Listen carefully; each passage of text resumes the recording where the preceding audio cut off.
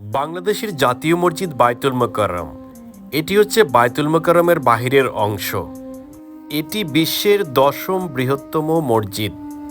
1968 সালে মসজিদের নির্মাণ কাজ সম্পূর্ণ করা হয়। এই মসজিদের ধারণ ক্ষমতা রয়েছে 40,000।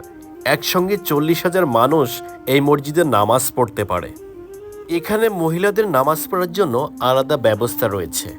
একদিকে অনেক ধারণ ক্ষমতা সম্পন্ন মসজিদ এটি, অন্যদিকে এই মসজিদের কারুকাজ এবং নকশা সকলের হৃদয় কেড়েছে। যেখানে শুধু বাংলাদেশ নয়, বিভিন্ন দেশ থেকে ঘুরতে আসা মানুষ এই মসজিদ পরিদর্শন করেন এবং এই মসজিদে ধর্মপ্রাণ মুসলমানরা নামাজ আদায় করেন।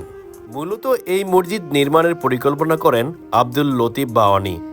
বায়তুল মোকাররম সোসাইটি গঠনের মাধ্যমে এই মসজিদের নির্মাণ কাজ প্রথমে শুরু হয় এবং পরিকল্পনা বাস্তবায়ন হয়। মসজিদটির অবস্থানে একটি বড় পুকুর ছিল,